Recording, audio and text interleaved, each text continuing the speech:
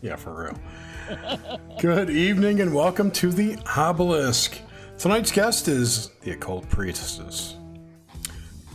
The Occult Priestess, Corrine Wilson, is a Master Mystery School graduate experienced in the psychic arts, Reiki, alternative healing, tarot, psychology, symbolic interpretation, Buddhism, 12-step recovery, counseling, cleansing and purification, states of consciousness, shamanic soul counseling, ascension and kundalini, rituals, spellcraft, soulcraft, starseeds, spiritual warfare, psychic self-defense, world mythology, hidden history, and many, many ancient traditions. Corrine, welcome to the show. And I'm sorry for botching that intro. You all should have seen Corrine. She's like, all right, cut.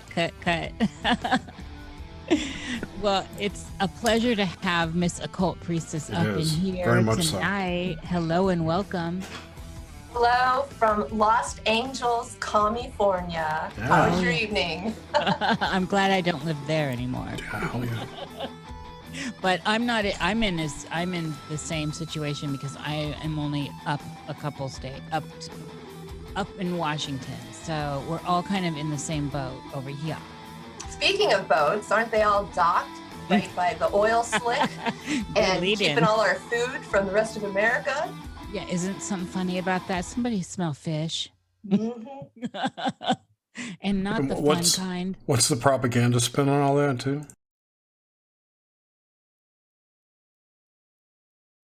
And the truth is they're paying people to keep their boats stocked with the food in it. And we just had the biggest oil spill here in 20 years at Huntington Beach, and people are still swimming. Of course. Well, I'm not expecting much from the general public anymore. I think if you told them it was safe, they'd go in. You know, that's what I learned these past year and a half, is that the general public is not at all who I thought they were. I know, girl, this is one of those awakening moments. Who are these people? If ever there was a case for NPCs, I think it's becoming stronger. Indeed. And, you know, I have a theory on a specific occult theory on this, brought to me by the upper realms. Ooh, lay it on us. Oh, thank you. That we have light in our bodies, in our heart, and in our third eye, this phosphorescent, beautiful light that I believe is part of the essence of God itself. And the more you lie and diminish, you diminish your soul light. The more you lie, cheat, steal, and codependency and all the other things that we have to deal with as humans, that we have to grow through being born on earth. When you lose those battles, you lose light every time you lose those battles, and therefore you get dumbed down into the darkness. Does that make sense? Ooh, I like that. Makes a lot of sense. And it's same could be said visual. for masturbation. Oh my. Isn't that you'd have to explain to me. But well, Jerry grew up a Catholic, first of all, and thinking about it's just as bad as doing it. No, the idea of that, you know, you have limited life energy and to spill your seed, as it were. Infinite. I don't believe this. I'm just saying it's some people say that. I guess I'm coming from the opposite end, where you have the infinite potentiality to reach God and God to reach down to you. And that's what the obelisk actually is about. So that's a really weird way of bringing it up. Tying it in again, girl. We got two Occult Priestesses here tonight. She's gonna learn us on obelisks tonight, she told me. Well, I asked him why he chose it. And what did I say? That it looked cool. It looked cool, exactly. And then I brought up that it looked like the Eye of Sauron. Yeah, she made this picture with the Eye of Sauron next to the logo, and I'm like, oh wow, I never saw that. It really does have that look. Never even occurred to me. Jerry was just going metalhead with it. It looks cool, dude. Let's do it. It does look great, but that's what I saw when I looked at it. I see different things. It's like I see in the Matrix. You know what I mean? So We've taken some slack for it. We have taken some slack for it. Yeah, because people associated with Masonry, which of course it is, but that's not what we're about. And Whatever. I don't really give a Oh, shit. well, I always thought Egypt, obviously. Well, I never that's where the think Masons are you. based in Egyptology. So Well, they stole it, sure. they based their beliefs on it. How's that? Nope. Cultural appropriation. What's Ooh, 101. girl. 6 of 1? I'm not going to argue because I don't know. Ooh, we getting heated up in here. I'm I loving am it. not any kind If of he doesn't Masonic. know, if he doesn't girl. know, I don't know. That's why I don't want to. I'm not going to argue about it. then let's Occult not talk about Priestess it. But is anyway, bringing the light. I made That's that. right. I made the logo because I took that picture of the moon during an eclipse. Which is beautiful. Thank you. And It's unbelievable. Actually, it's wild. it's cool. And then I don't know. I came up with the name and I wanted an obelisk, so I got the Washington Monument and I found that picture. So that's how it came together.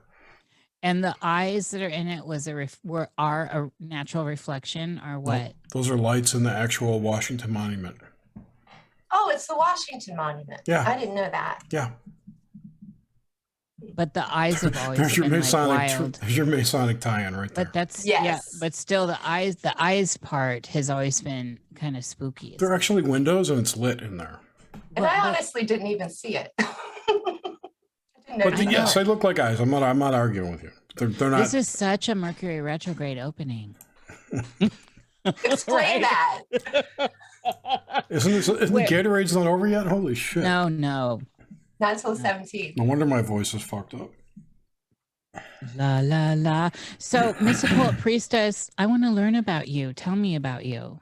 Okay, sweet. Well, can we go back to the obelisk? I'll get it over with real quick and painless. Go for it. If everyone would just imagine for a moment with your eyes closed that you are sitting in the lotus position, which is the meditation position that the Buddha often takes in iconography. And then imagine your heart has a light in it. Imagine your third eye has a light in it, and you're wearing a witch hat, which is a cone hat, in this meditative stance. You tap into the heart chakra, and even if you don't see the light in your third eye, you make it up. You fake it till you make it for a minute. See the light, bright and phosphorus, and then the obelisk is basically over your body. It's taking the place of the witch hat. And now we have the obelisk over the body. And that is, you are now the lightning rod to draw down the energy of God into your metaphysical body. And that light is what I eat every day. All right, you guys got to try it to know that it works. But that is how I harness the lightning. I love it. And it absolutely works for me. I have a lot of practices, and of course, active imagination is a major one people need to definitely get into. That one works perfectly for me with the obelisk lining up right through the core center point and the witch hat on top, which I love, darling. So yeah, I'm having that. Thank you for that. Excellent. So my name is Corrine Wilson, and I've gone by Occult Priestess for quite a long time now on the internet, maybe 15 years. And I've been on YouTube and all that. But what I did was, when I was born, I had an abusive childhood and I had sleep paralysis. And the first film I got into was called The Nightmare. And that's all about my sleep paralysis. And that's by Rodney Asher. And the film is called The Nightmare. And as I grew up in my Jehovah's Witness family, I was very spiritual, and I believed in Jehovah really hard because that was obviously the only choice I was given. So I was always very spiritual little girl, having what some believe and what I know is demonic attack at night through sleep paralysis, even as a toddler. So I've been attacked basically since I walked onto this planet, and I grew up in a cult, basically, saying the Jehovah's Witnesses are very cult-like because they will ostracize you if you're not following the narrative, which we all know about these days. Don't they shun? Is that part of it? That's the ostracization? Yes, shunning. Yeah, exactly. Like the Amish would. Ostracization. Yeah, thank you, Jerry. Thanks, Jer. We already moved past that. It was so like 5 minutes ago. Anyway. I'm an Aquarian, but I'm trying to be chill because it's a chill show. So as a teenager, I was introduced to the Rocky Horror Picture Show, and I acted in that for quite a few years. And during that time, I met a predator, a molester, and that's how I lost my virginity, through abuse. And I was brought into romantic situations for the first time through abuse. He was a pagan, so I was then introduced to the pagan community, 14 years old. And 15, 16, 17 was pretty much spent with the pagans and the Rocky Horror people and trying to finish school, right? Like being a person, right? And having a family, my mother and everybody. So I had a lot going on always. And then I started doing, my mother's friend, who she did her hair, gave me my first tarot deck when I was 14. And that's when I started learning the tarot, like serious. What was the deck? Oh, it was the IIJ Swiss deck. Okay. So it's old, like super old. Yeah. And it was used. But she had written, Mrs. Wright is the name of the woman that gave me my first tarot deck, and she had written the meaning on the cards. So they were super easy to use. Oh, I love that. And I didn't go into it believing it at all. Skeptical Aquarius, very scientific at that age. So every day after school, I would play with my tarot cards. And then eventually I got brave enough to ask my mother if I could read her cards, and then so on and so forth. And I became a nightclub psychic at age, 17? I wasn't even allowed in the club legally. Girl, you and me both. I was doing that too at 17. Boom, boom. See, that's a whole other life. It's like you get to be an adult like now. Yes.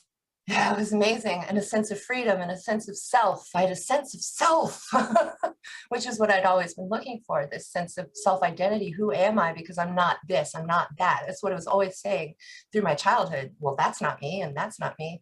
So starting to find myself in the Gothic glory, wearing black, and really it was very theatrical for me. It wasn't dark and spooky.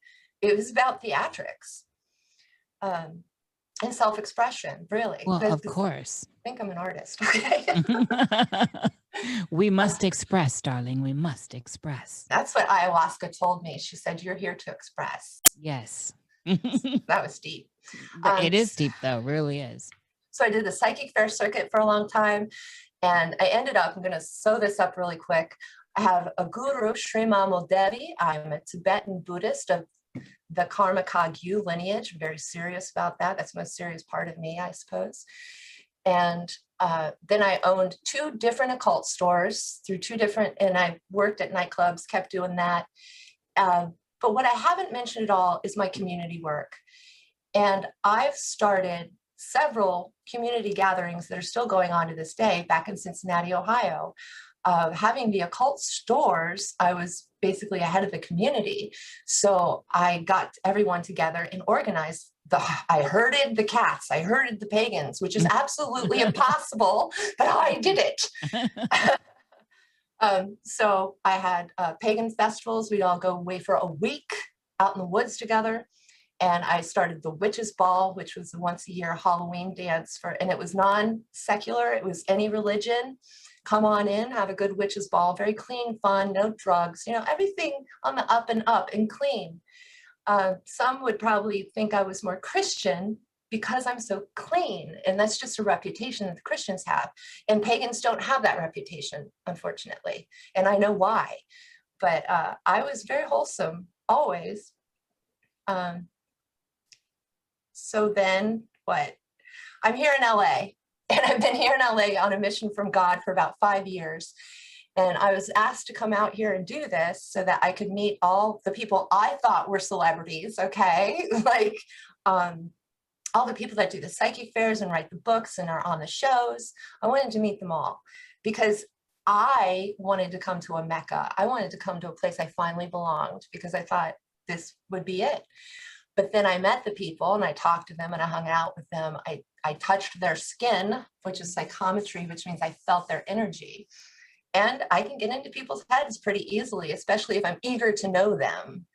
And I was not impressed with anyone I met. In fact, I was extremely disappointed with most of the people I met. They were normal. They were muggles. What the heck is going on here? Mm-hmm. It's no business like show business, baby.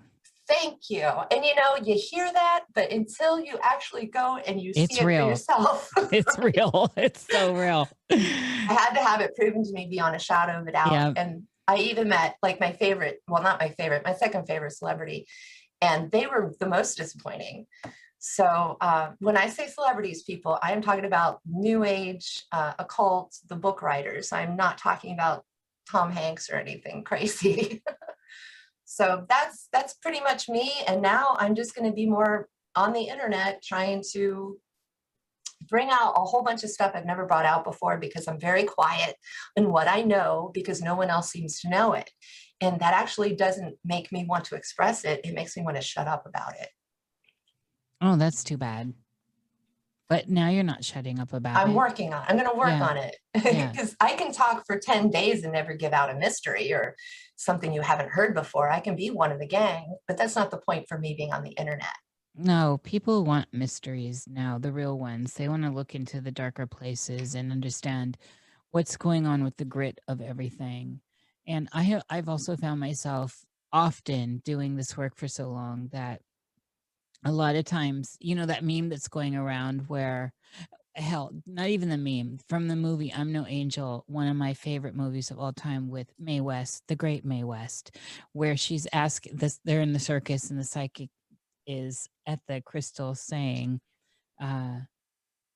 basically, I see a man. She's like, what, one? And that whole thing where it's like you're shuffling the cards and you tell someone what you see and they don't want to see it. So they, reshuffle, bitch. It's like, right. There's a meme right now going around with that, the card shuffler. And that's the thing. People don't, by and large, want to hear the grit. They want to hear what they want to hear. And this is a big deal in the world. And it's definitely something that had burned me out for sure. I can't hold back anything. So that's the same way I am. I can't hold back. Yeah. There's some morality there where why are you doing it if you can't speak the truth that you're seeing? And that's what that gets down to. Where were you before LA? For some reason, I thought you were in New York. Cincinnati. I thought you were in New York, though, at some point. No, I've only visited New York once, right before 9/11. It's so funny because you do give me a little bit of that vibe, but it might be our JJ. Dude, a lot of people say that. I know it might be JJ. Exactly. Yeah. He's in chat right now. Hello. Hi, sissy. But you do have a New York vibe. I like it. I've been told that a lot. Like in Ohio, people say, you're not from here, you're from New York. And I was like, well, why not LA? You're not like LA. There's such a different vibe. Oof. You don't want to be told you seem like you're from LA, in my opinion. No one's ever said that to me, actually, even now that I'm from here. That is definitely not a good thing. So well, now I know that that's a put down. Now I understand the California, follow the narrative. Nothing is real except for unless it's on TV. Yeah. They're brainwashed. This is the brainwashing capital of America. Oh yeah, it's bad. It's really bad. I could go on, but I'll leave it alone. Thank you, our brothers in the CIA. Thank you. But you know what? I do know a lot of people I love in LA and in California in particular, but it's always the underground that makes something, right? There's a great underground in LA where people are not a facsimile of something else, where there actually are real people. Well, you're there, so I am an ocean of one, darling. Well, because there are others.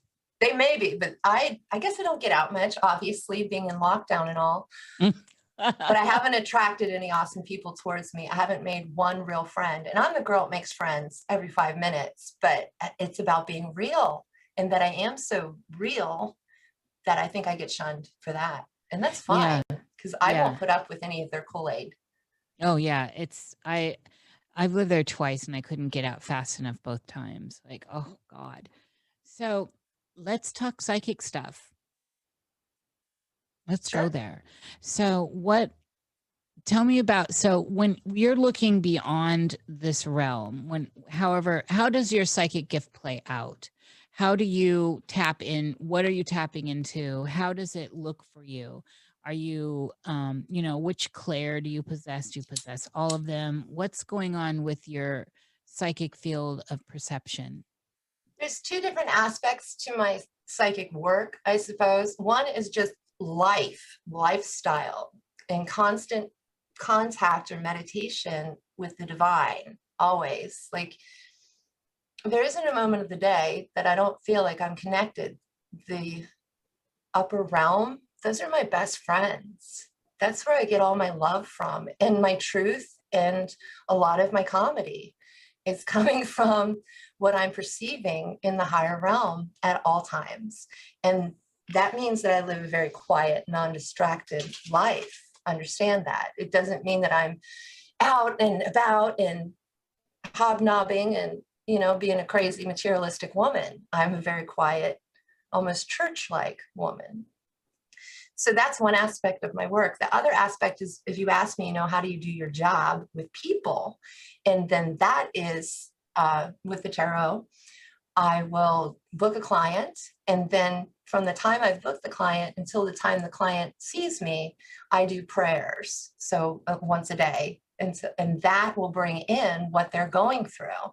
And that usually manifests in my apartment in different forms. I had a client not too long ago who was physically battered right before our reading. And I didn't know this, but I pulled something down and bopped my nose and got a black nose, and I hurt myself.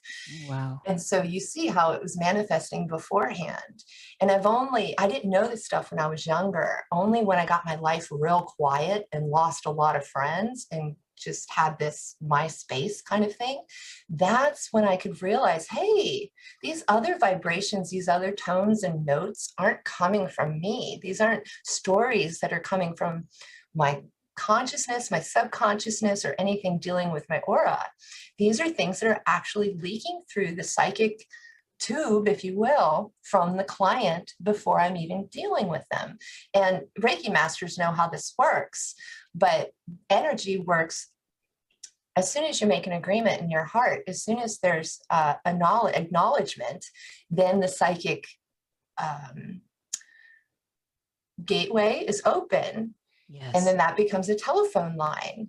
And of course, people who have made love with other people, who are somewhat sensitive, understand you can talk to your lover in your head. And we have all these connections, psychic energy, that actually Carl Jung did talk about. Carl Jung, Swiss psychologist, did speak about how there is a psychic realm that we all live in, but we're just not aware of it. I've always been aware of that realm, and becoming more and more aware of it as I grow older, it becomes more realistic than this place and what's happening here, because it's more truthful, it's more honest, it's closer to who I truly am. And so when I'm working with a client, we make those agreements. And then when I go in, I usually give them what's called a Celtic cross reading, regular 10-card reading.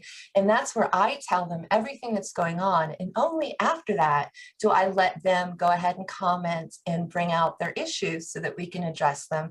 But they have always come up in the reading beforehand. And they're like, oh, well, that's what I was going to ask about. And you kind of already answered that. So then we get even deeper, because that's where what you guys would call, or some people would call, psychology. But psyche means soul. So that's where my soul comes in and talks to their soul. And that's the most important part of my job, is the psychopomp, that I'm actually embodying my soul, because I've done the work to do it, to be able to reach in to get to where their soul is, and to say, are you okay? And to check on them almost as if an angel would, because I'm at that rank, if you can understand all this. I can understand all this. Yeah. Oh, yeah. At the core of a lot of Jung's work is, I mean, he did a whole essay on psychic energy, is the psychic realm and the mystical experience. And of course, he was desperately trying to speak to the scientific community at the time with stuff that they would have ostracized him for. So he had to keep it in that field, right? Exactly. But he brought so much to the table. I love me some Jung.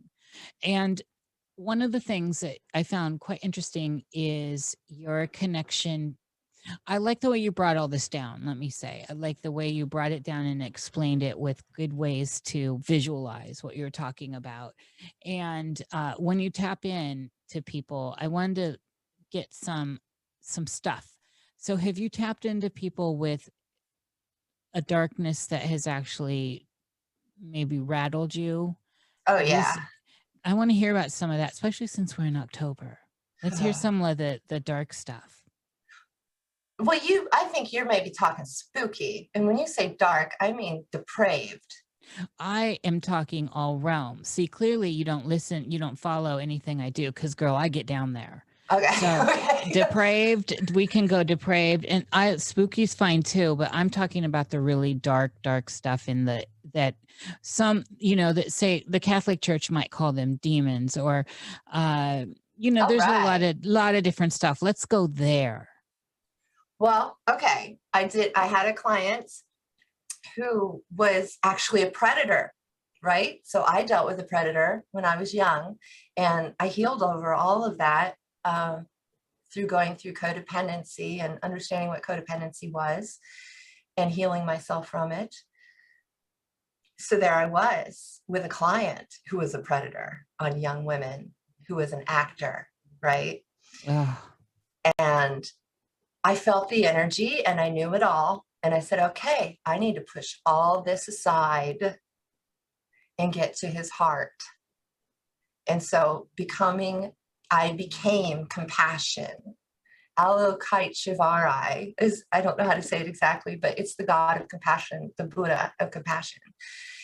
And that's what I had to become to be able to deal with him. But he quickly left me. He quickly understood that this was for good. This was for always, and this was permanent.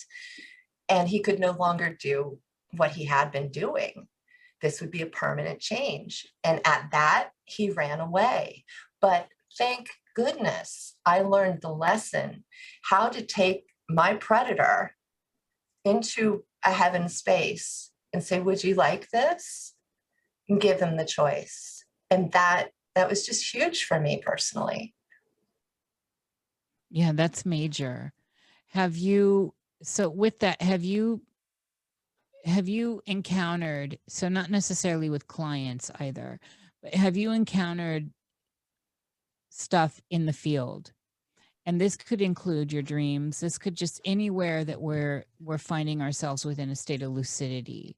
Stuff, beings out there that are extreme on the predatory scale that actually gave you pause. Like, I need to get away from this. I need to find my way out of how this presence and backtrack. How did I get here? Okay. Well, as you understand, I dealt with demons as a child all the way up. So I've not known life without demons, basically, is what I'm trying to say. The sleep paralysis is what happened to me since I can remember. And that's when you're trying to go to sleep, and then you become completely paralyzed. You can't move. You're still conscious, you're awake, but you can't move. And you're not breathing very deeply either. It's a very shallow breath. And you kind of slip away into another dimension is what happens. And in that other dimension is where there is a shadow man. It's a 3D shadow of a man. His shadow is darker than the night. And it looks like the Grim Reaper kind of, but it's just a cloaked male figure. And that entity would approach my bed, and I could feel all the feelings, these vibrations, like all kinds of feelings of hell, confusion, and the worst of humanity, like the bottom level of war, the very worst of humanity. And that was coming at me in my bed as a toddler. And I didn't know to be afraid of death. I didn't think it was like death coming to kill me. I knew that that was evil. There's no other way to put it. But in my reality, no one talked about evil the way I knew evil was, and how pervasive it was, and how often evil was, meaning it was everywhere. So this is the thing. I had to take a vow in one of my first lives on this planet to be able to be here. And it was the vow to always see, which is to always to have a third eye and to always understand what was going on. It's a vow of a priestess. And some other people have taken it and you're still here, thank God. And so I believe that's why I saw what I saw and dealt with as a young child. I mean, because I was also in an abusive family. I was abused by a Vietnam vet who was hitting me. And then my brother and my sister would hit me. I wasn't sexually abused, thank God. And then at night, I had the demon basically hitting me. And I'm going to school and trying to become a person while all of these other things are going on. And I'm Jehovah's Witness and I'm trying to pray out to God and everything. So when I first saw The Exorcist, I thought, why am I not possessed? And I'm a child, I'm so little, I don't know anything about this yet, right? It's all from past lives is what I might remember a little bit of. And if everything has happened to me that happened to Reagan, the character in The Exorcist, but I'm not possessed and all these people aren't paying attention to me, I guess is what my little girl was saying, is like, I'm not getting any attention and no one's helping. And look at this girl. She's got a priest and doctors and everybody. So I was really serious about comparing myself to her. But, you know, I never told anybody that. I never shared with my mother, you know, I feel like that possessed girl. Because my mother also had sleep paralysis. And so we would talk about it a bit and that we had the nightmares. But she always thought it was because in real life, she's like, well, we know things other people don't know. And maybe that's kind of a trade-off or something. But now we know that it's because we can see through the realm and that's what's there. But I did have one experience with a demon, full-blown demon. And as the occult priestess, the life I've had, I can see why this happened to me because it seems like he came here to experience everything. I was staying with a man as his girlfriend, although I didn't really like him very much. We were in a fight, we were arguing and over the week. And I was saying, evil isn't real. Evil is a construct of the mind and people get sick and sick isn't evil. Sick is just sick. There's a difference. And he's like, oh, believe me, there's evil. And he was trying to push it on me. And so, you know, I said some very sincere prayers, like, show me what he means if it's true, because that's how I am. And I fell asleep on the couch one day during the day. And that is when I saw my first and only angel. The angel came to me and it was non-gender. It was super weird. It totally creeps me out. I would imagine an angel would make me feel like Jesus makes me feel, you know, like love and divinity and all that great stuff, but it didn't. It made me feel like it was a weirdo, like it had no gender and it had no feeling to it, almost like a bot or something. But anyway, it was a real angel and it told me that yes, evil is real and that evil, the origin of evil on this planet began in Israel, Israel. Right? So I did research. Heard you when you said it right away, right afterwards. I'm like, did I hear her just say that in my head? That was interesting. Yes. I'm sorry, not to interrupt. I just I heard that first. Too. Yeah. I heard it too. Okay. I said Israel right before I have to say Israel. How strange. So you're very intuitive, Nish. Thank you. Makes this easier. Yes. Because I'm in like a testimony right now, right? Girl, I'm hearing it. Testify, sister.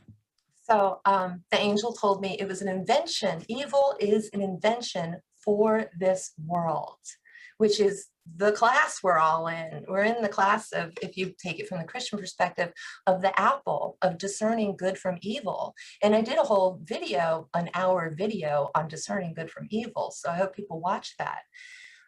It's called In the Land of the Blind, Be King. And that's what I'm trying to do, is teach people how to be king. So an invention for this world, evil is an invention for this world. This is where we learn. This is where our souls grow from lead to gold, and that's hermetics. But it's universal knowledge that we come here, I believe we first incarnate here because we want more somehow. And if you understand God, God is the most creative source ever, ever, ever. The moment, if there's a thought, it's a thing. Like, it's not the secret. It's not all that new age crap. I'm saying that's how the infinite is. And we're finite at this point. So to want to be more like your parents or want to be more like your God is a normal, natural yearning of the soul to grow, right? And I believe that's why we're all here. And it's not jobs, and it's not even families sometimes. That's how we grow sometimes. But the whole point is one person, this life. Are you going to grow or are you going to atrophy? And that's it. You need to make that choice in your heart. So after I had the angel visitation, are there any questions? Can we move on to the other visitation? Yeah, I guess I have a couple questions though on the angel situation. Yes. So experiencing it as non-binary is exactly how they're written about, and they're non-gendered. No, I knew what you meant. I'm hip. Yeah. Okay. So we were eye to eye because I'm like non-binary. So it totally creeped me out. It felt weird. You know what I mean, Mish? Yeah, they have a very it's a high energy, and it's above where we are now with that whole thing where we need each other to procreate. They're a different being. They're a different source altogether. Yeah. And that's one of the things always kind of interested me, is that they're kind of scary, and they feel scary when you're in their presence, and how they've become so the meme of the angel, which is, you see these kind of Barbie looking types with angel wings, like the stereotype of the angel that's out there. And my experience has been nothing like that. And I've done a lot of research on angels. I'm very interested in the angelic hierarchy, so I've done a lot of diving into that. But there's definitely a hierarchy. Oh yeah, there is about everywhere. And you're gonna love this next story. I can't wait. But on this one though, when you were in the presence of it, what was the actual? So you gave us descriptives of it and general, but what was there a mood? Silence, like extreme bubble boy, you and me here in this weird space doing this weird conversation. Did you have a knowing, like when you were in its presence, was there something familiar about it, or was it completely foreign to you? Completely foreign. And then also, did it feel like it was in looking out for the best interest of you and your enterprises, or not? It was very factual. It was actual factual. There was no feeling, no empathy. There was no way I could feel this being or this being could feel me. Completely. But although it was right there, it was in its own universe, and I was in my own universe, even though we were having this conversation. Yeah, that's fascinating. Thank you. This is the kind of stuff I really love to bite into. So thank you for that. And carry on with the next one. I'm excited about that already. Well, it's my pleasure. I would like to give a trigger warning for this next one, because I'm going to give the name of an actual demon during this talk. And it shouldn't take more than 10 minutes. So if you need to mute this part, please do trigger warning. Ooh, Lord have mercy, everybody. Hold on. It's all right, girl. We're good. We're good. Because I got the name of the demon, which means when I say it, it means something. We need some Robert Powell. Is he here? He is. Okay, good. Robert's out there. Can you do a lesser banishing ritual for us? We got our priest out there. All right, let's go. I can do one right now if you like. Come on down, Occult Priestess. Okay. Well, let me light this Palo Santo. Is Santo Palo? I always say it backwards. Hey, with the Palo Santo. Palo Santo. Okay. So I'm still staying with this man I don't like and sleeping in his bed. And one night after the angel visitation, we go to bed, and I'm laying there kind of, trying to sleep, and I'm on my back, and that's key for other people that have sleep paralysis. I was on my back, and my uncle, my favorite uncle in the whole wide world, Uncle Bob, had just passed. And so Hermes, my spirit guide, who's always around and loving, he brought me my Uncle Bob, thank God. And he's like, Uncle Bob's fine, watch this. And he took Uncle Bob up through the ceiling. So it was just a very, very short little, hi, honey, we know you're sad. Uncle Bob's okay. And we're going to take him home. And that's just something Hermes would do. It wasn't like out of the ordinary, but it was phenomenal. Okay. That was awesome. And then I'm laying there trying to get to sleep. But if you understand, those of us among us who are keen, the window was open. If I just saw Hermes take my uncle upstairs, then that means the window was open. You see what I mean? Yes. The man next to me is sleeping. And all of a sudden, before I know it, and fucking, I'm trying not to cuss, but it's freaking frightened me. All of a sudden, there's a huge black glittery skeleton on my fucking chest, looking me in the fucking face. Okay, sorry, had to cut. You can say anything you want here. We encourage it. We believe in freedom of speech, darling. Thank you. Mm-hmm. So I feel the weight, the knowledge, and the experience of this glittery black charred MFer on my chest. And all my life I'd heard the sleep paralysis happens on your chest. Well, it never did. I was never one of those people. I had this classic old time Irish sleep paralysis from the old world. And I was not used to something on my frickin' chest, nor was I used to a glittery skeleton. And I looked straight at the MFer, right in the not eyes, and I said, give me your name. And I was serious because it was my soul that was speaking. And the thing had to give me its name. And its name, Azazel. Ooh, child. And then Hermes appeared above my head with a sword, and looking angelic, but obviously above that rank. And he pointed the sword at the demon, and then he whooshed it to the side, like he pointed back at the man I was sleeping next to. And the demon jumped back into that man's body and left me. And I was there with Hermes. But I think I got knocked out after that because I just gotten a demon's name, and not just any demon, that demon. And after doing some research, that's a big frickin' demon. And I can imagine knowing that my sleep paralysis was me holding these demons at bay. If we understand Hades kept some of the demons in a part of Hades, you understand, in a part of hell. And my namesake is Corrine, which is core. In my lifetimes before, I believe and I know I was the goddess Persephone, and that I had to keep these demon dogs basically at bay for the end times, which is where we are.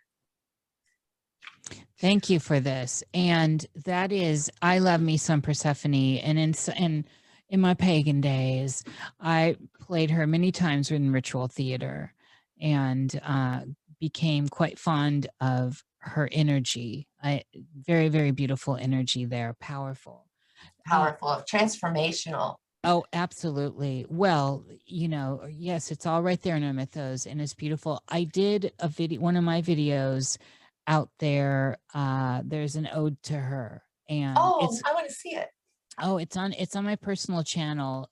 If just on Jerry can send it to you. Yeah, we'll get it. It got pretty big over in European discos. Whoa! Wow, that's hot. I love disco. It actually made some like charts and stuff. It's so funny. That's amazing, Nish. Yeah, it's interesting. The synth pop kind of stuff. It is interesting. Anyway, so there's an ode to her in that, and it's a there's 2 videos to it. So there's the oh geez, the Regina one, and then Decentus. And Descendus, what a name. well, Miss Persephone goes down. I Down, love down. that. Descentus. So Girl, hot. you feeling it? So Yes. I want to talk about, you led me right where I want to talk about when you said end times and all this stuff we're going on right now. What is your perception of how crazy all this is? Well, we're not there yet. I know we're not there, Okay. but just take us in. I want your perceptions of this experience that we're all walking through. I'd like you to set me up a little bit more. Oh, okay. Let's see. All right. So the world stage is dark. There is just a few flames, a couple lighthouses, and the stars in the sky for That's the truth. That's illumination. I know it's real. I'm right here with you, girl. And there has been a new player on the board, on the stage has entered a new player, and this player is dark and this player is unknowable, but their presence is very knowable and familiar as a dark prince that takes people in and down. And that presence that is now on the main stage, which I believe is there, is at play. And I'm curious about your perceptions of what this energy is that is now blanketing the realm that's come in. So, Okay, I got you now. Are you with me now? I really needed all that, believe it or not. No, that's fine. That's fine. I love when people ask for clarity. I'm not necessarily the best with that. No, I think you're artistically, visually awesome. I was sending you mental images. Yeah, I got it. That's the thing. That's that psychic world we're in. Yes.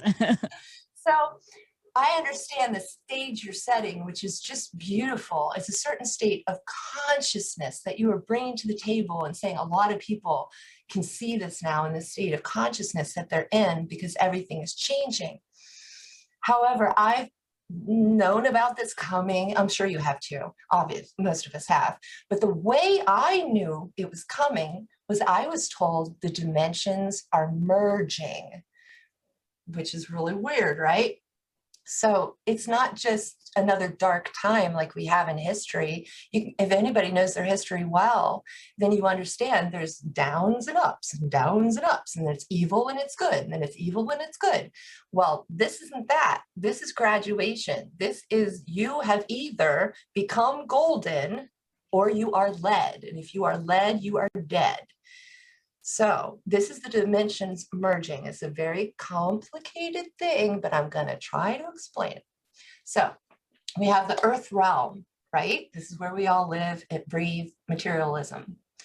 Then most people have a subconscious mind, which is their own personal hell realm, basically, if they haven't healed. If you heal, you break the walls of that subconscious hell realm mind into infinity, where you can meet angels and gods and guides and, fall in love upstairs with the universe. And that's when you see the Hermetic painting of the guy sticking his head out of the earth into the universe. Yes. That's what they mean by that. It's the eternity that we become aware of, right? Out of the dome. Thank you. Exactly. Mm-hmm. You're so on it, Jerry. So out of the dome, the next layer is the Astral Bardo. Well, there's actually a lot of psychic ick realm, basically. I don't know if we call it a realm, it's a plane, where once you go up, psychic ick, then you hit this second realm. It's the collective unconscious of humankind. It's like a radio across the planet. Everyone's thoughts, feelings, emotions, all of that. Remember when I was describing the feelings of hell? All those yes. sounds and feelings and emotions. Well, there's like a radio band around the earth of that dark energy, which is our human fodder, kind of what we give off psychically because we're not healed as a people, right? So it's kind of like where all the shit goes, the trash heap. Above the trash heap is hell. that's where I was at when the shadow was attacking me. And you could call it hell, you can call it the Bardo, which I think is more compassionate to call it. It's a realm full of souls or beings who are lacking the light, and I call them lacko-lights, lacking the light within them. They can't ascend higher because they don't have enough light. They're too heavy, they're dark, right? And it's because of the choices and decisions they made when they were alive, period.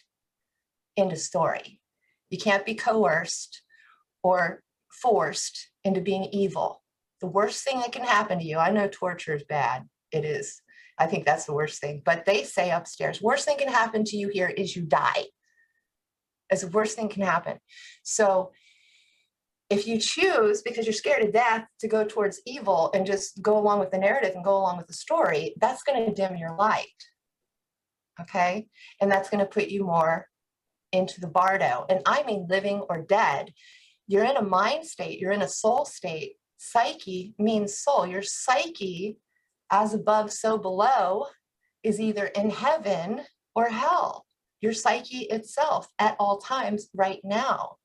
So if you're in the Bardo, let me just say, the Bardo is the hungry ghost realm. That's what the Buddhists call it. So if you want to look it up, that's what we look up, hungry ghost. Yes. And I want to shout out to my friend Scott, who just got thehungryghostrealm.com. Okay. Hi, Scott. Oh, I'm surprised that was actually available. Isn't That's that crazy? what he said. Wow. Like, oh Congratulations, Scott. Okay. So I hope we understand that right now we're in heaven or hell at the moment. You don't die to go to these places. You're already there. But most Amen, people sister. aren't aware. Right. But most people aren't seeing the infinite, so they're not aware there's levels of themselves, which is these are levels of yourself, people.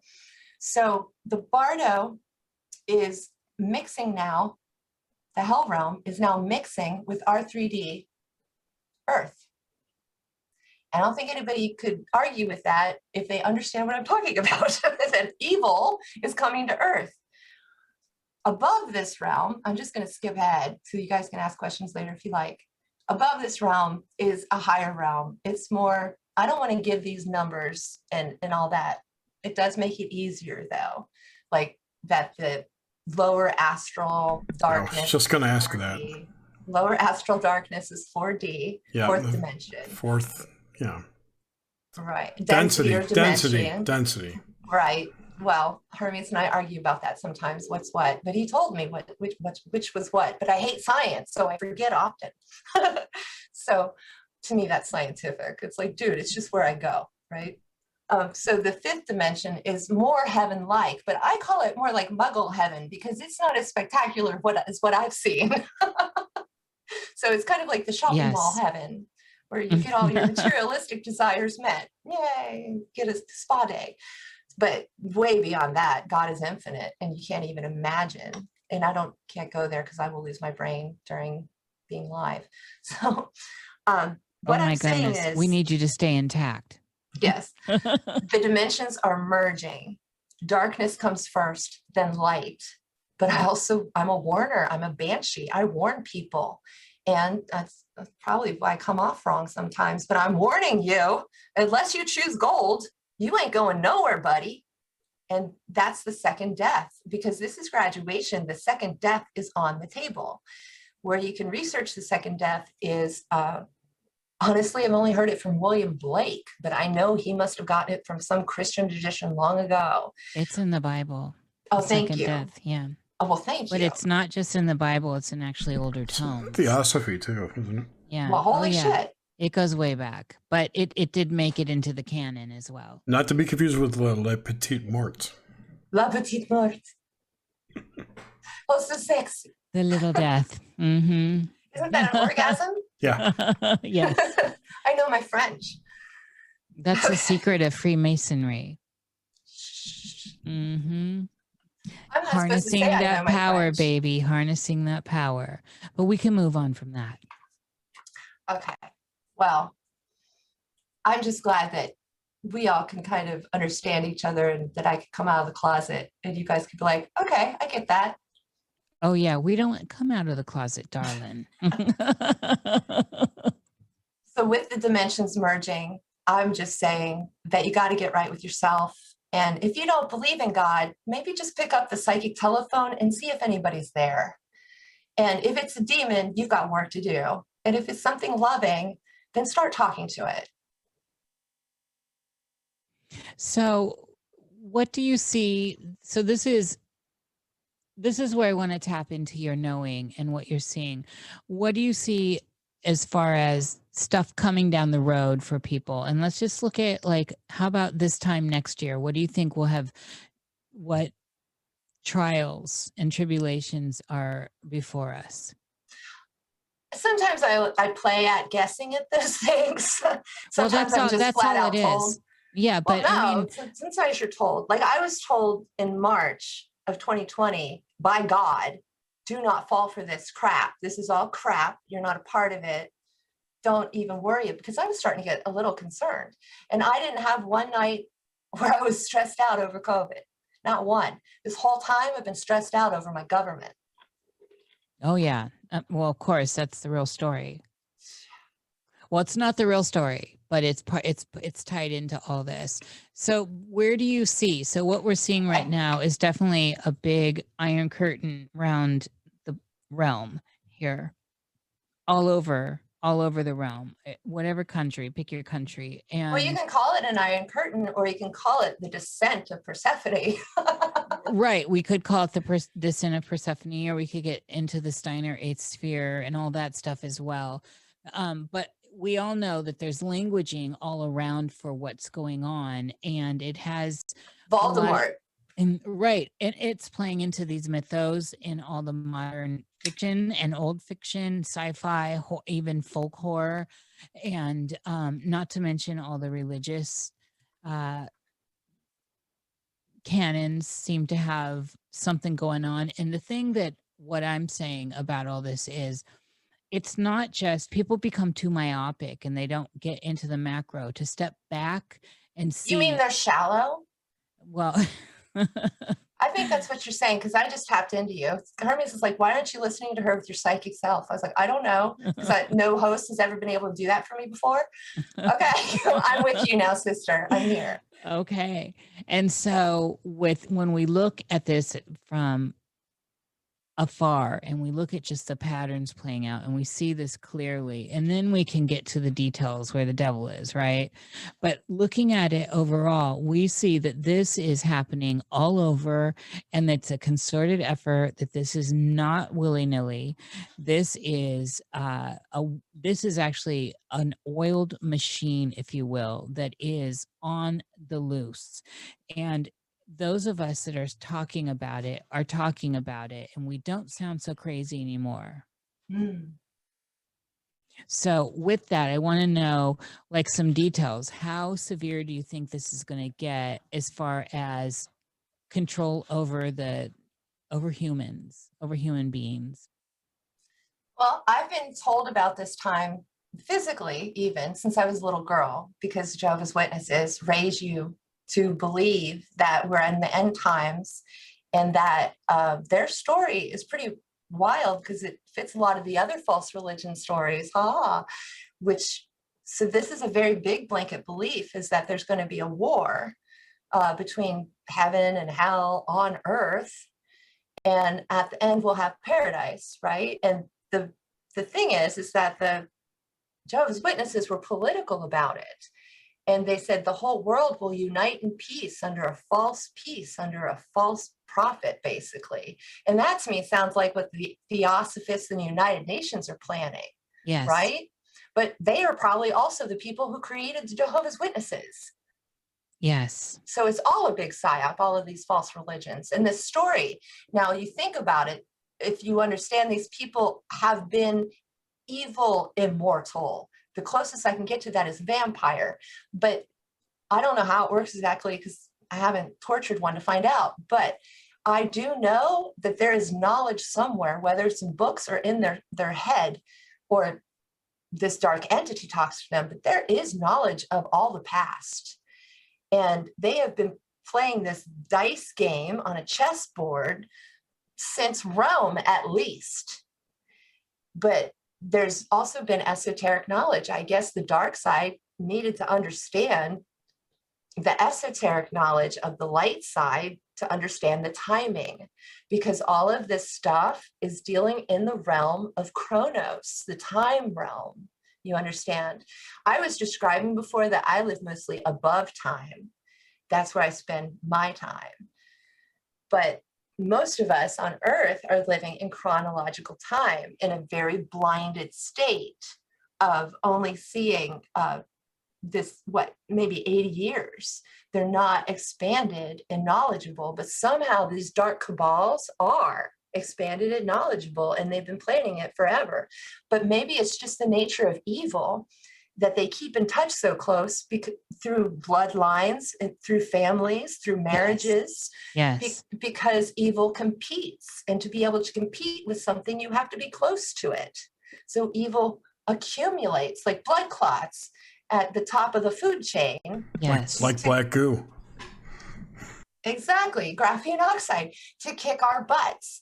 But this is where I always come from. Why are our butts getting kicked? And it's because we chose to go from lead to gold. And these are the bullies getting us, or, even in nature, there's so many forms of how pressure creates beauty, right? Yes. Like yes. coal and diamonds. Mm-hmm. And that's how God creates little gods, which is what hopefully we will become.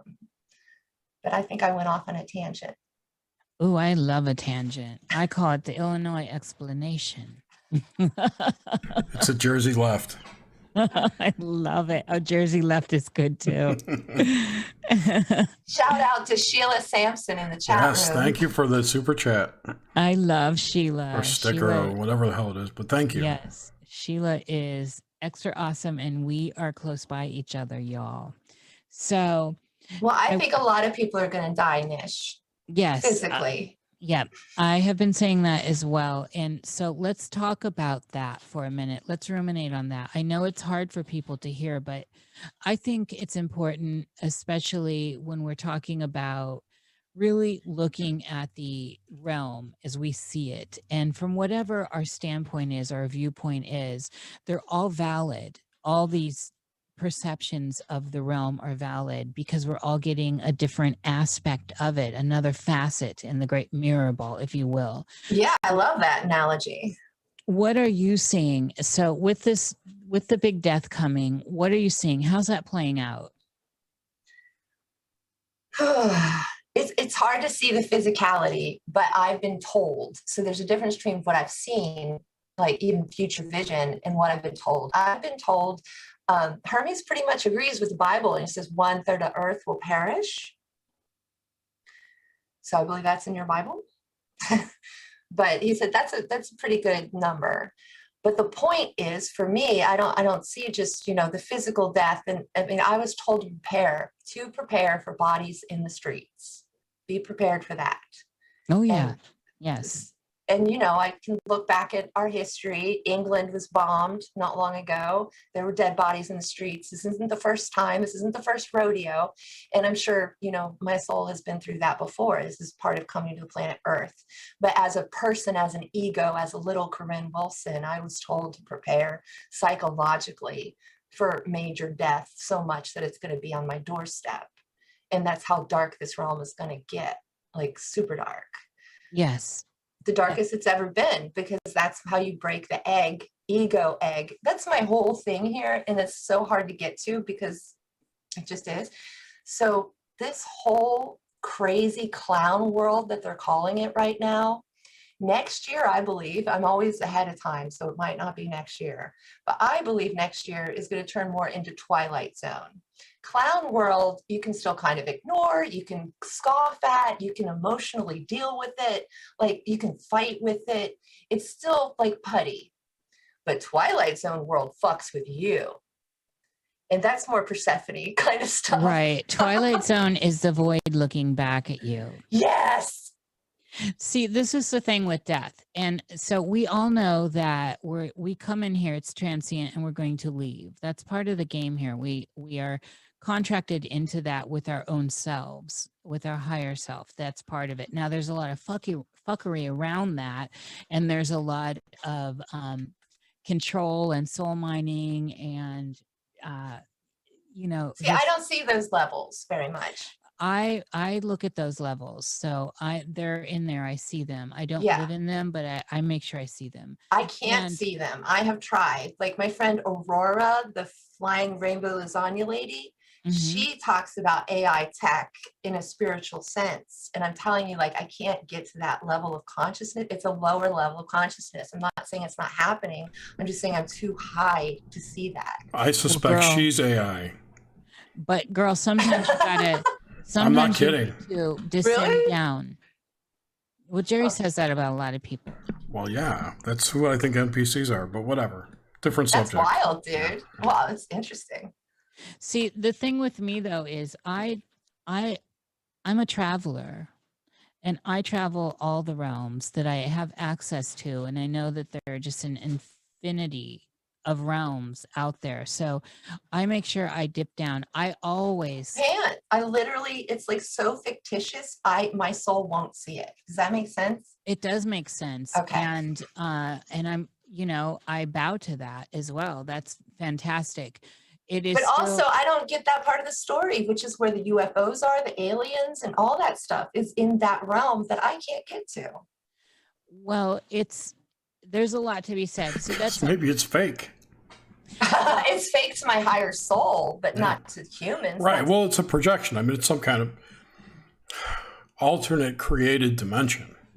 That's what I kind of think. Yeah. Nudge, nudge, wink, wink. Eighth sphere. Well, we're talking, we're kind of passively talking about Gnosticism, where the pleroma, there's a distortion in the field, and that creates the false god. Well, I really don't believe the Sophia story. It's just as fake as Corona to me. Well, I'm not fully pulling that up. I'm saying that that whole distortion in the field is the part that I can understand and pull up to. I don't think any of these established narratives have it. In fact, I believe they're all parts of the greater, and that they inform us on the greater, and that we are good to, or it behooves us to look at all the facets that create the whole, the mosaic. Yes, it does. It's all puzzle pieces. Yes. And that's why it's all scattered about. And that's why we need to talk more. That's exactly my point here. That's what I'm saying, where everyone's point of view is an important point of view, because it's informing others on whole swatches of this experience that they can't see or perceive. Exactly. And we need the intel, people. We need all of this. We are the super spies. We are the intel. Yes. I mean, that the government has been trying to create people like us for millennia, and then before governments, back in Rome. I mean, there's always been psychic experiments and super soldiers and ubermensches, but we're born this way because we're good people. Well, that's the thing, that I believe that we're at this point in time where we are activating. There's an actual activation going on for people that are walking towards that. And which hopefully is mass ego death of the entire planet. Well, there's a lot of, right, of course. I mean, ego inflation, the whole idea of hubris as it plays into the human beings. The fall of empire, actually. Right. But as individuals, we are at a point where it is possible right now to activate your genetic sequence that is your great inheritance, which is the real gift you have in this realm, and activate it and rise into a new you, into a new set of hearing, a new set of seeing, a new set of feeling, a new set of being. And you can do this right now. And part and parcel of why this darkness is around us, I believe, is because it's like the baby turtles being born, the sea turtles, at the beach, and when it's about time for the 1,000 in the clutch to hatch, you've got all of the birds circling and all of the predators out waiting for dinner. and the turtles have to make it to the tidal waters first, and they just get picked off. It's a feeding frenzy because they've wakened into a new state of consciousness out of their eggs, and into this new state of consciousness they come as tiny little beings, as precious things, trying to make it to the safety of the tidal waters. And so the ones that make it to the tidal waters, now they have a new set of worries, the things in the tidal waters that want to eat them. And so on, and it moves on, and it ends up being like the one in that whole clutch makes it to adulthood. This is the sperm and the ovum. This is the creation story. And I believe that no matter what mythos we put around it, we're still functioning on this idea. And that's where the darkness, the grittiness that's around us, as you were saying earlier, with the pressure that's on, is creating this ability for us to activate these new senses that are in this time frame, in this time space frame. And I'm not a believer in time, and I have a lot going on with that, but where we are here on the game, it's a convergence of energies that allows us to come up out of those eggs. And that's what I'm saying. The darkness is trying to survive just like the light is, and there's some sort of balance I see here, Corey. And so that's what I'm getting at with all this, is that the pressure is taking us somewhere higher. The intensity is taking us somewhere higher if we step into it, into our own. Is lifting me higher. Sing it, sister. Your love. It's in my video. So your love is lifting me higher. And I totally agree with a lot of what you're saying. I don't believe in DNA. I don't believe in any scientific terms whatsoever. Activate your heart. Is it easier now to get closer to enlightenment because you've got all this pressure on you? Yes. Could you have done this 20 years ago? Yes. So this is all about the slow learners on the short bus in spirituality. Because but aren't they part of the whole here? And that's what I'm saying. I came in activated. So I'm one of those people that came in absolutely activated. I was myself in a tiny baby body, and everybody knows the story. So I've always been different, and I got used because of my abilities. So I am one of these people that feels like any time could have been activated. I'm also one of these people that time is an illusionary experience that we can actually form and fit and reform and reframe. It's a tool to be used. And it's also a tool being used against consciousness at this level. What I'm saying here is that everything is a part of the whole. And so the masses that now have this opportunity, because there are lights in the sky shining, there are North Stars, there are lighthouses. Well, I'd like to give some more context to this. Okay. Because it didn't, obviously all of this has been orchestrated. So we talk about how the New World Order has been planning forever. Well, God's plan is infinite, right? And always there. And that's how they got their plan, is by copying off God and inverting it. So we have to look at all time and all history and reincarnation, right? Obviously. So let's just start at Rome for easy peasy. Let's say most of us incarnated around the first time in Rome, for argument's sake. You have all had all these lifetimes between now and then to either be lead or gold, right? So this is the history that we're looking at here. We're not looking at new souls that popped up and now they're getting tortured. Most of the people that are here now, most of the souls here on the planet now, are those who couldn't graduate in earlier cycles, meaning they're slow learners, or they're not going to graduate at all, basically. So you see how in the past, many of us, if you came in activated, then that means you have reached enlightenment in a past lifetime, and you are here as a volunteer. You're not here for your own soul, although you are growing. That's not your point. Your point to be here is for the enlightenment of all. It's the Bodhisattva vow, which is one way of looking at it. But you're here for the team to bring and help who you can get to the infinite, the eternity that we're all headed towards in a new, and I don't even want to speculate about that right now, but I don't think physical reality is going to be the way it has been once the whole shift happens. I believe that we're going to be in a much more psychedelic world. And people who walk around psychic are already partially in a psychedelic world just because that's our third eye being turned on. But when the third eye in your heart is turned on, that is a whole other show. And I've only had glimpses of that. But I am talking about it like a whole different kind of planet. Basically, it feels like a whole different world, but it's really nature, beauty, and the way it was meant to be. So you could say we're going back to a paradise in a sense, but that's after all of this nonsense happens. Okay, thank you for that clarity. So when you're talking about DNA and all that, and I think at the end of the day, everything here is illusionary. And again, like I said, the idea of transience is part of the game here, because there's that idea that we come in, we're born here and we die here. We come and we go. And so there's an in and an out. And that is something at play here. And then the idea of DNA or bloodline or family or your own or genetic memory or you, as you have transversed through the illusion of time, right? So all these other incarnations were you, possibly. I'm just throwing out ideas at you. Well, I just don't understand the DNA. Like, I'd like you to explain that to me.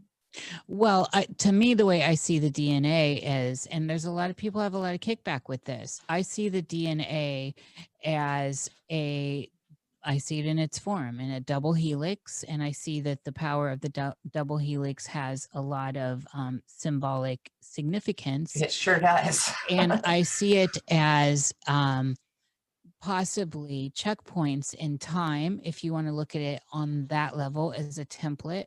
But I also see it as points of activation and activated sequences that create or generate more consciousness in the field. So you could just be talking about astrology. Well, I could be talking about a lot of things, but I think that okay. when we look back at historical stuff, like, and I don't know, some people believe the earth is 6,000 years old. Some people think it's, whatever. Some people think the Big Bang happened. I'm just trying to navigate the field that I experience. And what I see with DNA and genetic memory and ancestral knowing through the idea and concepts of time as before and after, which are hard for me because I don't swim in that concept, but everyone else around us does, because they're going to wake up tomorrow and do their tomorrow thing, right? Right. So that idea plays into the double helix, and the double helix plays into checkpoints within my own consciousness. And so say I'm a bloodline, say I am whatever. Are you? Am I a bloodline? I mean, do you identify with your bloodline? Isn't everybody a bloodline? No, do you identify with your bloodline? There's a difference between having one and identifying. Well, that's a very, you actually stumped me up on that one. That's a very good question. And do I identify with my bloodline? I identify with my self-expression through the idea of emanation. If that it's like a sense. filter on your soul. I wouldn't say it's a filter on my soul. I would say it's emanations of my soul. Well, see, that's so transient. Your bloodline. This time you were born in that family with those people. There's a cosmic aspect to it. So it's not, I'm not, when I'm talking bloodline, I'm not just talking your physical bloodline. Like, that's my grandmother. That's my great grandmother. Ancestry. Yes, I am actually talking on a different level with it, on a higher level with it. The transcendence of my personal soul moves through a bloodline like spiral, and it is emanating ever through the toroid that I am, which is a single point of energy. And that's how I see it. And from everything else emanates that. My experience here. That makes sense. I mean, it's just a different visual. I just see it as my past life selves, and they all have faces. Yeah. And see, I can get down with that. I'm totally down with that. And this is the thing. And It's your Gemini. You see things more mathematical than I do, more scientific than I do. Well, part of it, because I am definitely very inclined towards right brainness, but I do pull in there, and you're right with the Gemini energy for sure. Uh-huh. And I'm fluid like the Gemini. There's the two sides of it. That's why I can get into, that's why I'm constantly talking like myopic and in macro. But yeah, you're mercurial. Hey, and so what I'm getting at with you here though is when we're looking at the idea of what death is. So let's go back to death and death in the realm, because everyone, you can say that everyone's going to die, and this is where I kind of veered off. Everyone's going to die, but when we're talking about death on a bigger level, that this is now a bigger event that's affecting the collective. Now we're talking about a different kind of death. We're talking about a different kind of awakening. We're talking about a different kind of closure. This is a big event and not a small event. Well, all those people, souls who couldn't graduate, are now gathered at the gates, and they will be their own judgment. Judgment 20 tarot cards, number 20, guys, look it up. Yes. Could you elaborate on that? Yes. So when you look up the tarot card, number 20, judgment, you will see people coming out of coffins to Gabriel's horn. And that is your past life selves, or your little points on your DNA, those little light points, all those, the one self, which you're talking about, that you have identified, the one point of light that is you. And then you have all the spidering out of the other aspects of you, right? Which are what I was assuming were your past life identifications. See, that Gemini just can't hang there. It's too hard. Hermes is the same thing to me. I can't do it scientific. So I don't even remember what we were talking about, because we went into that other side of my brain, girl. So, well, I'm with you though. I am following you. And that's what's fun. I'm really enjoying this, by the way. Awesome.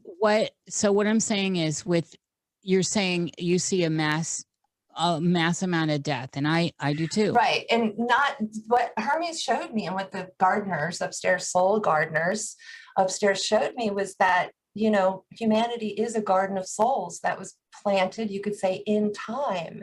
And the gardeners are the ascended masters and the gods and all those above us that love us. And they've been gardening us this whole time.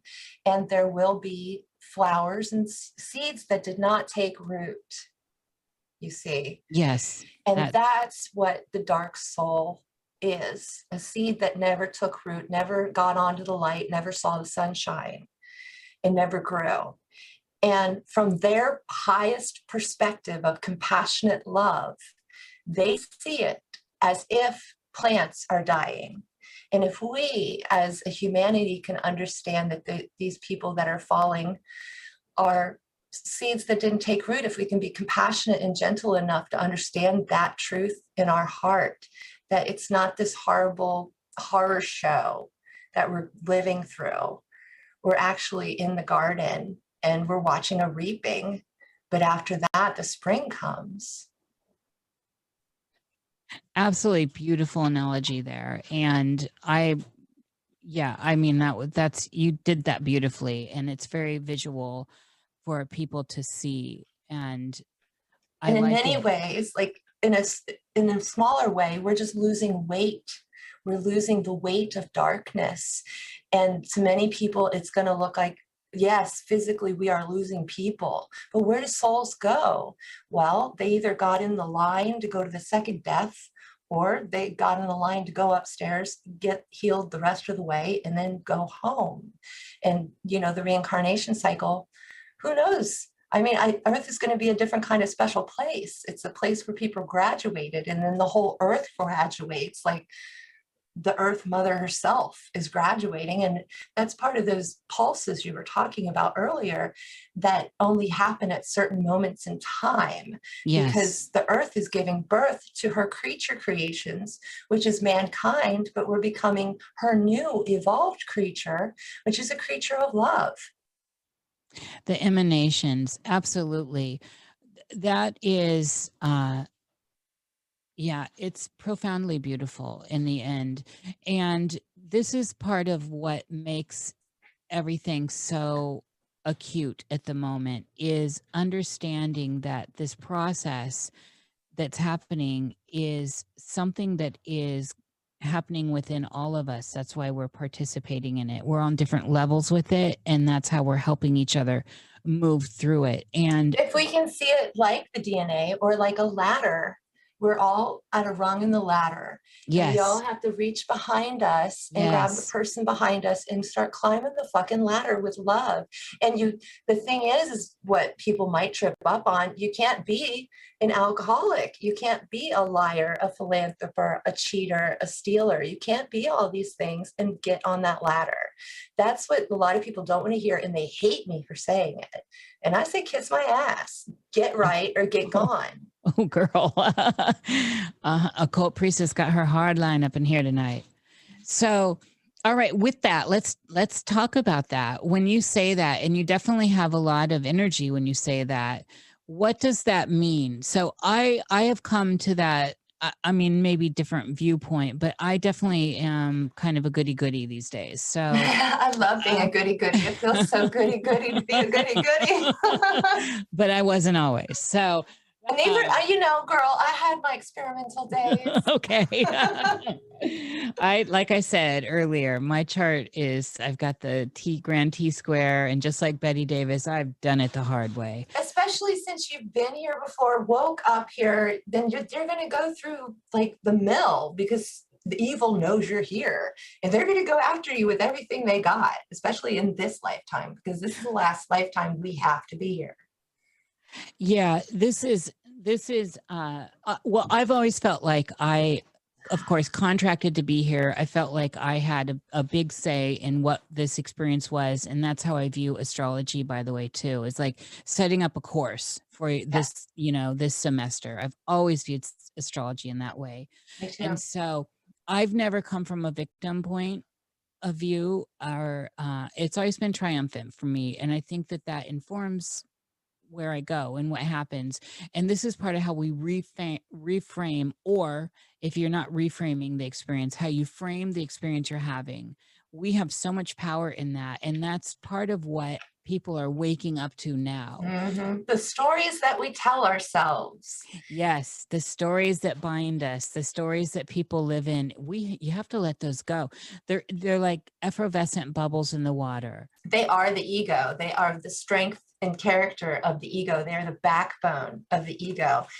If you have no friends and you're a loner, and you're like, even if you're a weirdo, you're probably healthier than your neighbor, because getting involved in big groups, communities, and friendships, it's all office kind of crap happens, right? The kind of, people are talking over there, gossiping, and then other people are at the water fountain and having sex with other people's wives, and all that kind of political crap that happens in groups because nobody's healed. Right. And it's always been so frustrating for me to observe and then be part of, just as passively, like, as you said, in an office or something where it's, I'm a loner, Dottie. And so it's,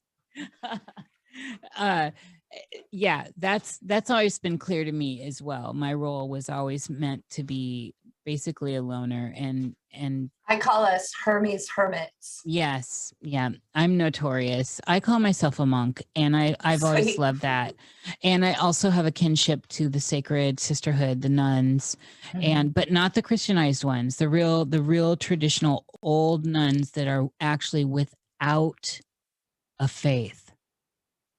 So some people, are they not married to Jesus? They're not brides to Jesus, baby. Wow. No. So that sounds pagan. Well, they're not pagan either. It's a whole different sisterhood. Are they Gnostic? And not really. No, they don't. They don't have a faith. They are. If you could identify them, I guess you could look at the idea of Sibyls or Pythias from the ancient world and think about them in their own order, where like priestesses. Absolutely, like priestesses. but the nun thing, I think, has a certain cadence for me, and so I like that. But I have been called a priestess in my time. I have been called many things, and so. Well, these symbols are so freaking important to our own personal life mythology that tells us our story, and we should be getting our narrative from that, and not the TV and not cartoons and t-shirt slogans. And that's what they've done, Nish, that's what they've done. They've stolen our astral dreams and our visualizations about our own awesomeness and branded it and put it on other people and told us to buy those people's products. They've basically stolen the imagination. Yes, this is a big deal right there, and co-opted it. They stole it and co-opted it and turned us against ourselves, basically. They've turned into our own predators. Absolutely. Bingo. Ooh, we need that bell now, Jerry. That is bingo on the spot. Holla. Holla, girl, holla. And so this is part and parcel of what's going on right now, though, collectively. This is what has separated in this process, in the sacred vessel that is getting heated up, that is under pressure. And at this point, even though it feels like it's chaotic, the vessel is actually sealed tightly and the contents are under pressure and heating. And right now I see that everything looks good. We're in line for the gold collectively. Well, again, if we lose some unrooted seeds, it's okay, because at every harvest you lose some seeds. Well, that's par for the course. And we know that, and not to be heartless, but that is, that's part of it. But this is a bigger story, and it's a spiritual story, and it's a spiritual story, the way I see it. Well, hang on to that. I want you to go into that. But what I'm also saying here is that people need, that's a Buddhist thing, people need to lose their attachments to first diagnose yourself, people, know thyself, diagnose thyself, heal or heal thyself. So look at where you have been taken in by, or Hollywooded, tricked, hoodwinked in your life, and figure out if it's the art that you like, if it's the celebrities that you like, and why do you like them, and why have you been listening to this kind of music? Do you really like it? Something my guru taught me was to cleanse my palate for 24 hours and then try a food and see if you like it or not. Like, really try it, right? Yes. And then a lady that was on your show, I believe last time, was saying that it was fall and the leaves were out. And she said to her boyfriend, wow, the leaves have colors. And she was shocked because she was starting to wake up into this spiritual dimension. Yes. She had a bleak life because she was seeing in black and white, because she was living in black and white. Yes. And then one day, like Pleasantville, she freaking saw color. And that's what happens when we fall in love too. But that's what this spiritual experience is like. It's the biggest romance you will ever know, because I'm living it. And it's, it sucks too. It's hard. It's not an abusive relationship, though. I can tell you that 100%. It's a very self-empowering and loving relationship. It's just that my ego gets in the way. And that's what I was trying to address here with the flock, basically, is that we need to look at our addictions and where we're attached to the New World Order and what they've given us our whole lives, how we've been programmed. And, if you have to look at all the old conspiracy videos, please do look at videos from at least 10 years ago. Jason Burmis Brigade. So this is where conspiracy meets the wild side. So Freeman, I'm going to start shouting out all my friends, right? So please follow me on Twitter so you can meet more of my friends. But I'd also like to say to Jerry real quick is that I followed his Luciferius at Twitter, and I just loved his tweets. I had no idea who he was until he recently told me. So I was like in his tweets, like on the daily, and had no idea. I'm sneaky like that. He is a tweet master. Yes, he is. He's Loki. I get bored with work. Speaking of Twitter, David Barsky wanted me to tell you to say hello. Hi, Dave. Yeah, David Barsky, and they're from Weaving Spiders Welcome, Yeah. who I just got a little note today from Chance Garton of Interverse, right? And he said, hey, man, thanks for hooking me up with the spiders. I love them. David's awesome. David's going to be on next month. Yeah. Wow, we're all this weird community, and this is God's work, because I don't know you guys. I've only seen you around briefly, and I think we had a couple interactions in a chat somewhere along the line. I think on whose was it? Well, you had Freeman Fly, FreemanTV.com on, and I was in your chat that night. Yeah, I think I encountered you on Dark Journalist. I love Dark Journalist. Yeah. Oh, are you the Nish from Dark Journalist? I'm the one he shouts at once in a while. Do you see how I bifurcate these two worlds of spirituality and conspiracy? Because no one has been mixing them. So I'm always like, well, I know you from that group and not this group over here. But now they're mixing, thank goodness, like the dimensions. Yes. Well, that's the thing. And one of the things about all this is, and I like that you've been bringing the ego aspect in, and we need to have, the ego has a very strong and important function in this whole situation. And I'm talking about a balanced ego, not ego inflation or a deflated ego. I'm talking about one that's inhabiting their experience in a way that's in balance. And that's where the ego, you encounter people with that kind of ego, and they're a pleasure to be around, and it's not gross. And of course, you're living in the land of gross ego right now. You ain't kidding. That's all they're nothing else but ego. It's a Barbie world, and I'm a mercurial girl. So But you're not a Pfizer girl? Hey, Pfizer. Oh my goodness. Hello, God. Take your M out of my RNA, please. I know, exactly. Get up out of here. Get on up. I'm sending you out.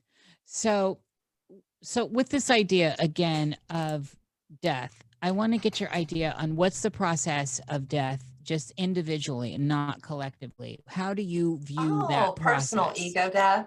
Yeah. So well, personal death. So if you consider when you transition out of this space, ego death, then that, is that something you're talking about? That's the actual transition, whether you're living or dead, either way. So ego death is the goal. And if you can do it in the body, you become a living saint. And doesn't everyone want to be a living saint? Amens. Amen Ra. Sounds pretty boring. I don't know exactly what that means, but okay. Well, when you're sainted or when you've woken up, you get a lot more psychedelic. And even if the world is on fire, which it is often here, my heart is lit with light and love. And it's not that I don't get down, but I don't get down like downtown people get down. I haven't been that kind of depressed in a long time. And so I want to tell you that my emotional equilibrium, being alone, no friends in the city in LA, I can see downtown from my window, in the middle of hell, darlings, in a place where everyone speaks Spanish, really. They don't even speak my language. I'm telling you, I am the man who fell to earth, basically. I am persona non grata, and I am thriving in my spiritual practice. So this real world scenario is affecting my real world life. I don't have one anymore. So now I get pushed just into doing my spiritual work for the most part. And that's a gift, you can see. And that isolation, which anyone can experience now if they're choosing to, if you say a sincere prayer to universe, God, whatever you want to call it, just say energy of love. I want to be better, and I want to grow towards the light, like the flower, like that girl said. I want to be led to gold. And if you sincerely do that, then your foot steps firmly on the path. And so I just think people just need to start stepping firmly if they haven't already. But I believe most of us here have. But you do have to heal your inner child and, your wounds from your childhood.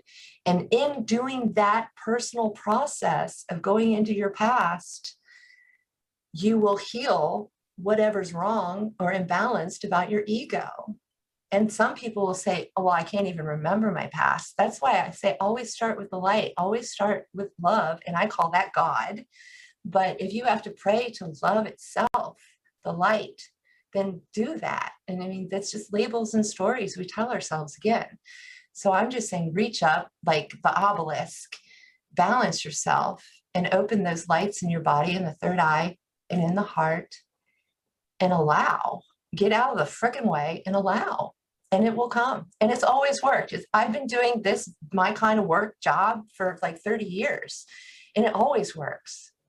So just try it. Yeah, that's beautiful. It is, people get in their way. And that's one of the big messages I'm always trying to say. You actually already know how to do this. Your body knows how to Yes. do it. It's set up to do this for you. And we get in our way. The analytical mind you're talking about earlier gets in the way. And that's part of the imbalanced ego. The whole Yes. left-right paradigm is the problem. Just like politics, left-right paradigm.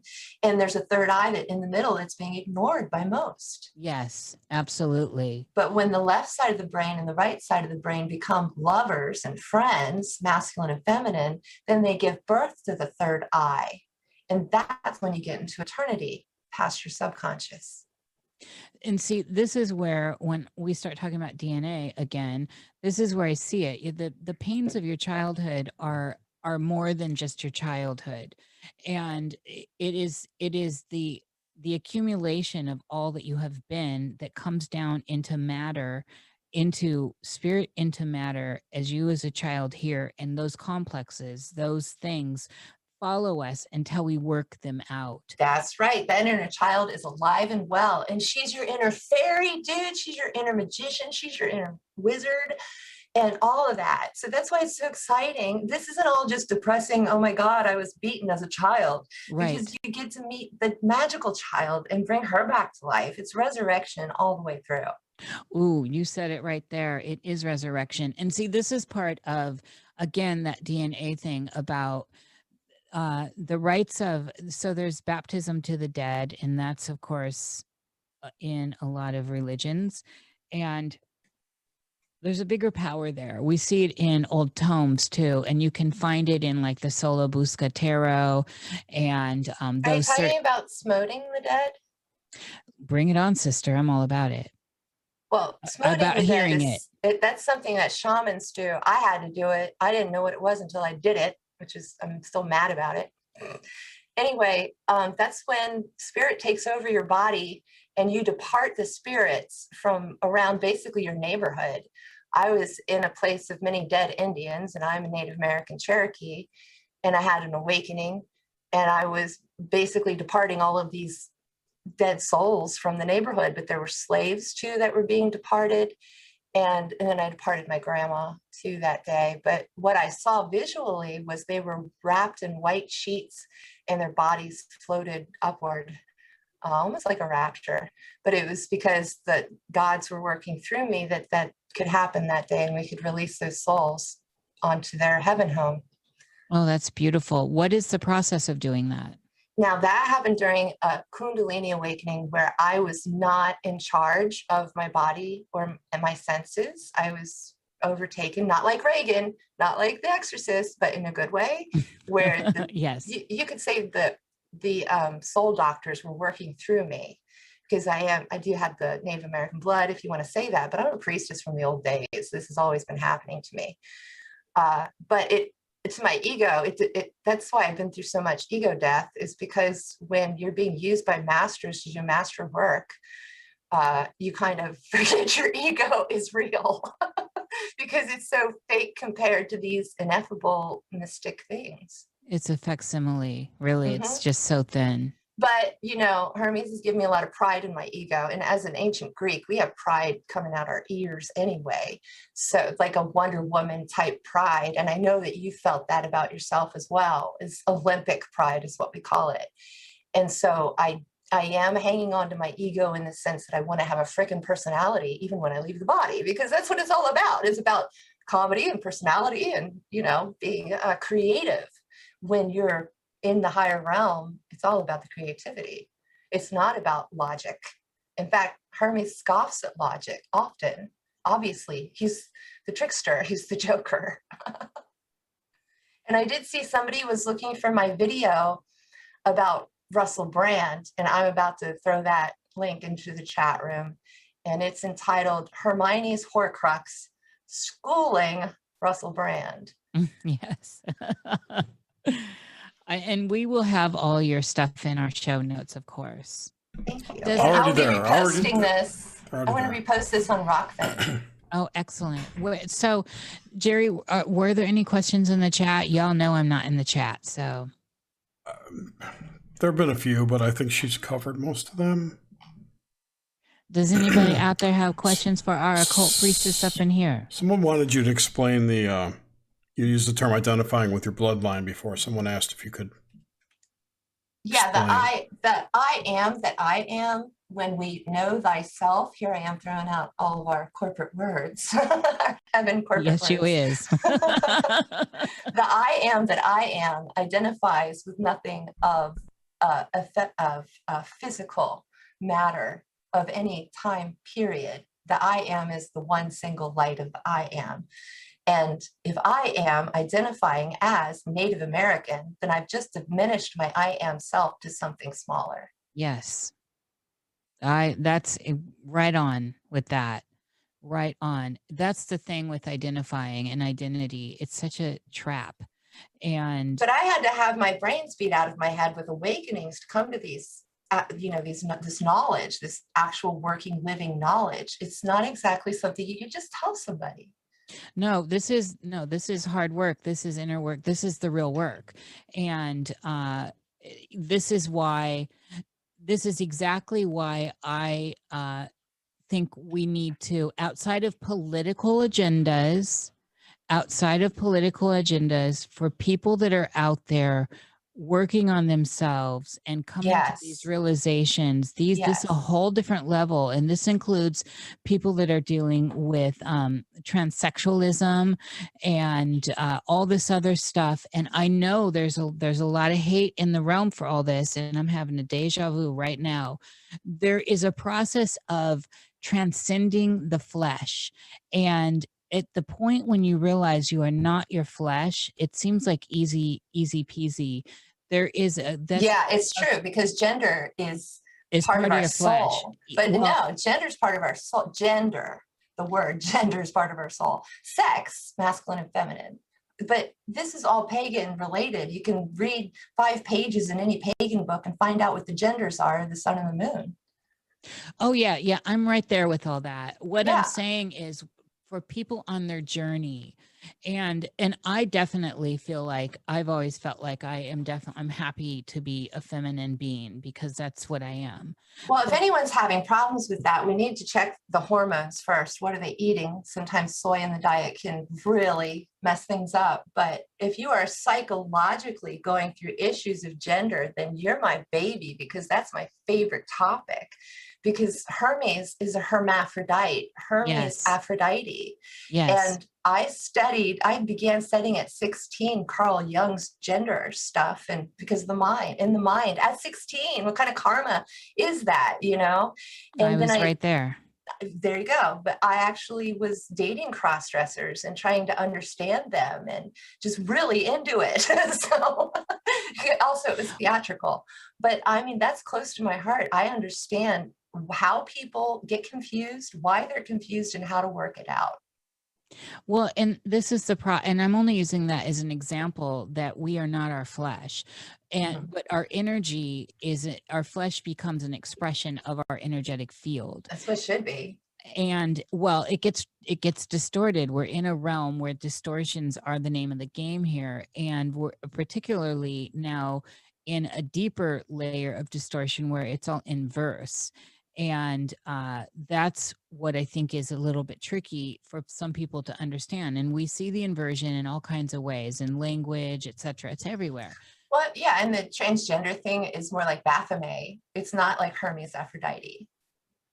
Right. Well, there's the real soul transcendental experience that I believe transgenders go through, and other people that are moving through more fields of identity. Mhm. And then there is that which is laid on politically, Right. and politically through chemical warfare. And through the beast system. And Through chemical warfare. What's in the air, what's in the food. It's all part of the transhumanistic agenda, too. Exactly. Yeah. Which I have videos about that. But someone was asking in the chat about the Wedigo, which is like the little demonic spirit or trickster spirit of some Native American people. I don't know what they wanted to know about the Wedigo. I think Oswald wanted to know your thoughts on it. I really like Paul Levy's work on that. I've enjoyed many hours listening to him talk about it. But it's just the word Satan, if you look up the etymology to the word Satan, that used to mean little devils, little annoying entities that would get at you. And I think that's over in the eastern countries, somewhere with a lot of sand. I forget the name of the people that used to use that, Arabic maybe.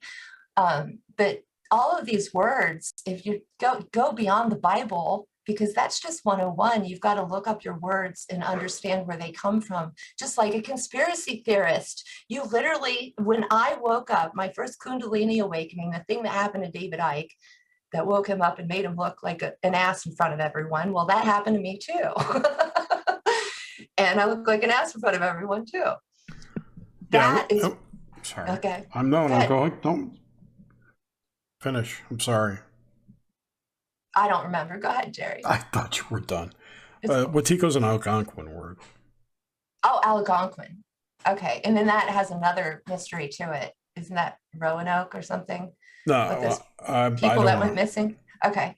No. Anyway, you need to I became a conspiracy theorist. My spirit guide was the one that red pilled me. So I got the red pill from upstairs saying, you need to look into what's going on with this new world order, which is really what the Jehovah's Witnesses called it too. And my first awakening was in 2004. And that's when I first got into conspiracy. And now I'm like friends with Frame and Fly. So that's one of the coolest karmas I have. Oh, I was muting myself. That's awesome. Yeah. Were there any more questions? I think that was it.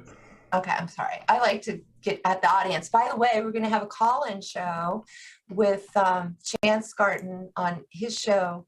It's not called Interverse. It's a different one, and I forget the name, and I'm sorry. It's new. It's something about ranting, and it's going to be a call-in show, so y'all can call in. Why does that name sound familiar? What platform is it going to be? Chance Gardner? Yeah. It's from Being There. That's why. I don't know that. Yeah, there's a movie called Being There, and the character's name is Chance Gardner. Oh, how very weird. Maybe he is, CIA. I love Jerry curious. for that. Jerry's always got that kind of stuff going on in his head.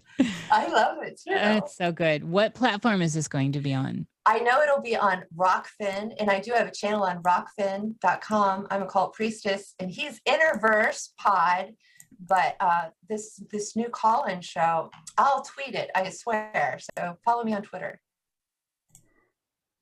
Twitter. And your Rockfin address is in the show notes, in the description.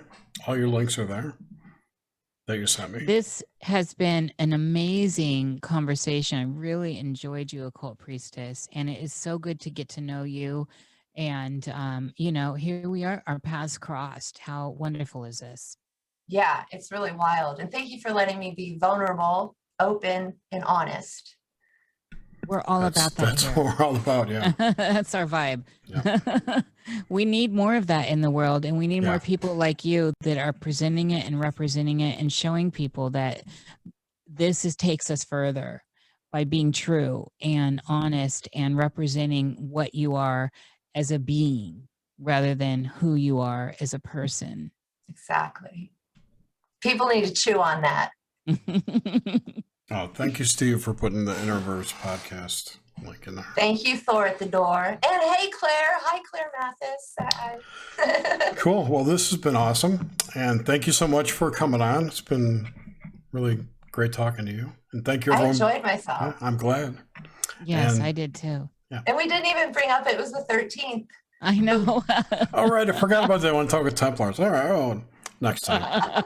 Everyone someone else is talking about it. And someone else, yeah, that's true. If everyone else is talking about it, we're not going to talk about it. And someone else brought up that yesterday was Crowley's birthday.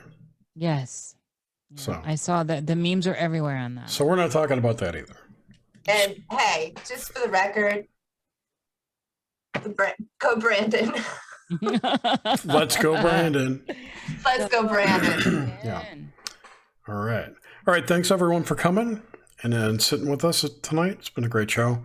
We'll be back in a couple weeks with JJ. Rain to Blank. She's in chat. Thank you, JJ. Yay. And got shows lined up into November, believe it or not. I know. I think did you get good old Rick on yet? Rick. Oh shit, I forgot to call him. Who's Rick?